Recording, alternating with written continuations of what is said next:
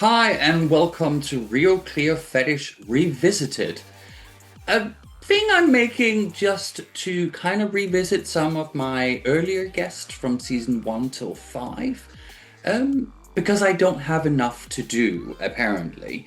So I've randomly selected, and I mean randomly, I put numbers next to each episode and I went on Google and found a number randomizer. So the people you're going to see in this first season, if I'm not quite sure if I'm going to do a second season, we'll see how this goes, is completely selected randomly. So the first guest I have on today is Minky. Hi, Minky. Hiya. How are you? I'm good. I'm good. How are you? Great. I'm really excited to have you back on. I was so glad when the randomizer chose you as my first guest, because you are so special to me and you're such a lovely, lovely person. So I really wanted to have this little chat and have a little check-in, see where you are in life. You were on the first series of my podcast. I've just started season 10 and you were in season 1. So I had a quick glance at your episode. Oh, the picture quality for both of us at that point was something else. It is 5 years ago. Your first episode was on the 1st of August 2020. So we were mid COVID at the time. Has it really been like 5 years since COVID? Yes, it has. It has. So with this show, I do 6 standard questions, which I will ask each guest, and we'll approximately do like 15 minutes of this little questionnaire to see where you are at in life. Cool. First question, can you give us a little quick introduction to yourself, just to keep people up to date? I'm Michael, or Minky, as Ralph calls us, based in Northeast England. Previously had experience with meth was really my substance of choice. Then went on to volunteer within the drug and alcohol service and eventually ended up with paid roles in two of the local drug and alcohol services. So that's kind of me at the moment. Oh, and I've got cats. I think that's important at the end, just so in case one of their heads pops up, I just be warned because it will come out of nowhere. I think we had that same issue last time we did an episode together. Even you were also one of my guests on my Christmas special, the one episode I did of that, where Yeah, there was also cats involved. it's a theme. It's a theme, and especially like the newest one, Arthur, meowing all night. Oh, you turned into Mrs. Slocum with her pussies. Yeah, all three of them. Giving me hell. Ronnie terrorizing the streets, and Eartha terrorizing everybody else. Oh, fantastic, fantastic. So, since your episode, this is a slightly more deep question. Since your episode, what has the most challenging thing been in your life, and how did you overcome it? Probably my use of alcohol. It got to a point where like there was a lot of stuff going on, like within my personal life. There was also a lot going on with the service I was working for at the time. I really wasn't having a great experience with them, and I found myself in the pub every day after work, and then I started going in on my days off, and then it was just like, all right, this is getting to a point now, and it probably did contribute towards the end of my relationship as well. So I had to take a really good look at my relationship with alcohol, and I decided that again, I didn't want to give it up. I just wanted to not drink so much of it and be so much of a mess and things like that, and not make messy Facebook posts, because we've all been there. But yeah, so it took me a while to sort of really get into the whole. No, I don't have to be drinking every day. It's not for me now. Like, don't get us wrong. If I go out, I go out, but I'm not, in the pub every day. I think it's very important that when we talk about recovery, and you mentioned at the start with your drug of choice was meth, which was also mine. Not everyone gives up alcohol, and I think that's important. But I think as people with addiction issues, sometimes it's good to have a quick look at our use. Not everyone's story is the same when it comes to drugs, or if you choose not to drink, it's also great. If you don't, that's also great.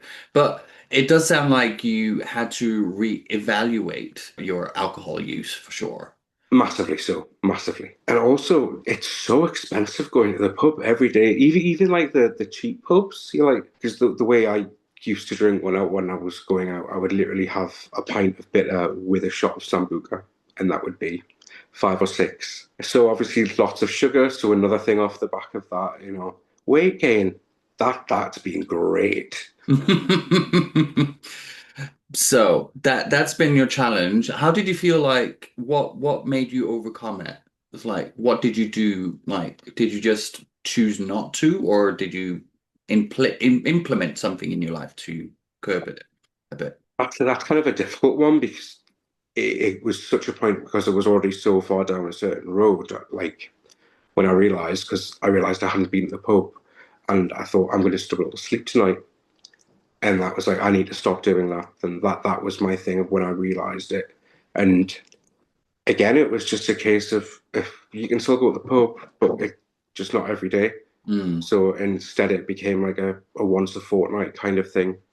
So that was my thing. I was able to say, no, no, I really need to cut back, and I'm lucky. It was like when I did meth as well. When I said, right, no, it's time to change something. I was able to do that Mm. because I know so many people can't. But yeah, that's changing my habits is I think the best way to describe it. Not having to go into the pub every time I walk past it. Or occasionally not walking past the pub is quite a Take a good different option. route. Yeah, take a different route, not walking past the pub. And again, my bank balance couldn't cope anymore because there was like Newcastle's not like London, public transport isn't great, and once you're a few in, you don't particularly want to be go walking at the bus stop. So that's like Uber's home as well. So it's all those other little hidden costs, and you smoke more, you vape more. Yeah, it all runs up. I will say not drinking alcohol is still expensive because non-alcoholic drinks cost the same as an alcoholic drink. When I used to attend the local pub meet, I usually tended to pay for me and my partner, and I would have a significantly cheaper night if it was just me and not Dan, because their pint of Coke costs sometimes double what my pint of bitter would have been. So Yeah. it's like, yeah, that is a culture that really needs to change. I think within the pub world, it needs to like, okay, if you are the designated driver, if you're choosing not to or whatever, Yeah. then there should be a lower cost. I think they used to do that years ago where I used to go clubbing in Plymouth. But that's like 20 years ago now, so I'm trying not to think about that. Misspent youth and all that. Yes, well, Plymouth was an interesting city. Next question. What has been the most joyous since your episode? I think the most joyous I think I'd been would have been when I got my first paid role as a recovery coordinator because it's something I'd really sort of put time and effort into doing. I volunteered for well over a year. I was doing 3 days a week Mm. and working in the needle exchange, and I loved it. I absolutely thrived on the needle exchange. So when I was finally able to get a paid role, because after the volunteering, I worked in a homeless hostel to get used to how to manage a caseload and stuff. So when I'd actually got to that point, that I was like, shit, I've actually succeeded. I've actually done something I've set out to do, which is it can be a bit of a rarity for me. I think it's quite admirable because I think as recovering addicts for either alcohol or drugs or whatever, when we start doing work to help others, we have that lived experience. And you were quite early in your career when we talked last time, I I think. think the Christmas episode, no, 2020, yeah, I would have just started in the homeless hostel, yeah, Yeah. which is sadly closed since. Really upsetting. It was like the second homeless hostel opened in the local area. It's been open 42 years and now it's closed.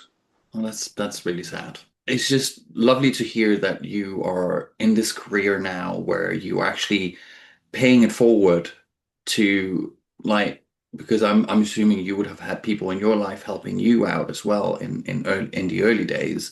So Yeah. I think that's important when it's like we need to remember where we came from and Hmm. what trauma we went through at the time and actually working with people who are in that situation is so important. Yeah.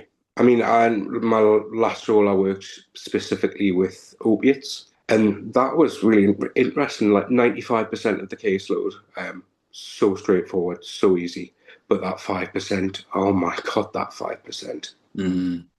Opioids is like we now luckily enough there's still very much control on like fentanyl here in the UK. But Yes. one of the repeat things I get on episodes with Americans now is the fentanyl problem in the US. And someone mentioned yesterday, someone in a friend of mine, his one of his family members were on fentanyl patches for pain management, but it's strictly managed. It's only medication for 5 days a week. It's through patches. It's not even like a pill or an injection. No, no, no. It's patches. It's just on the skin. So that is crazy, but that is Yeah. also good that it's so heavily controlled. My friend Joanne, who's no longer with us, she was on the patches. They also did fentanyl lollipops. That was yeah, that was a bit of a shock. She gave me one once. I wish she hadn't. Oh, It's not for the kids. no, it's not for the kids. No, and it just It's not what you give at the dentist office for sure. left me praying to the porcelain god for about 3 hours. Oh God, Yeah, no, really no, grim. no, no. Question four. What do you think we should champion more at the moment? And that can People be not anything. That can be anything. people not being fucking dickheads. Basically, you've got people hanging flags, everywhere. Yeah, so you've got people, hanging flags halfway up lampposts, not realizing that that actually means that they're in distress, using it to scare people of in ethnic minorities, people who are Mm. trans, gay, anyone who falls in any minority, were being demonized. So please stop being dickheads. You know, it's just so frustrating. You've got Palestine, Gaza, the genocide that's happening there, and people being fine with it. Stop being a fucking dickhead, basically. That I think that could do with being championed a bit more. I think we are in a moment in history where it's intimidation tactics Yeah. across the board. Hmm. No one is saying that you have to understand trans people or understand gay people or so on, as long as you're not a dickhead to them, or if those people don't affect your life at all, why are you so bothered? Yeah, it's like surely you could be putting that time to more use, to better use. How Instead much of being hate? angry all the time. Yeah, and just let people get on with it. They're not harming you. Don't harm them. It's as simple as that. Wind your neck in. And this is one of the reasons I put this question in because I think it's important that we do bring up these issues. On the main podcast, it's mainly focused on the guest. Here, it's we can dive a little bit more into what we feel passionate about, Yeah, especially at the moment. I So, mean, my Facebook posts are invariably linked to three things: flag shaggers doing stupid things, Israel Palestine stuff, and cats. That's basically we that's the love a bit of three a things. contrast. Yeah, or occasionally I'll have a nice biscuit and I'll post about the nice biscuit. Oh, That's that's nice. That's question five. What new gear have you poured your love over recently? well, I've not had a chance to wear gear very much, but amazing friend. Basically, he has made me some rubber, which I was supposed to wear in August, but I couldn't because I ended up being in hospital with a kidney infection. Yeah, it wasn't fun. So I was really good. So my friends, they have made me some new gear, a yellow vest that has my own little RR logo on the back. So I've never actually had rubber that's been made for my body before. So that's I'm really looking forward to wearing that, and will be wearing it at Fest later this month. There is something nice about wearing gear that it's fitted for your like proportions. Yeah, especially like because I said I put a fair bit of weight on, and I'm trying to change that. A lot of my gear doesn't fit anymore, and Mm. that's kind of been one of the motivators for trying to lose more weight because there's a lot of really expensive gear in that wardrobe, and it's a shame that it's not being worn. And since your episode, have you developed any new kinks?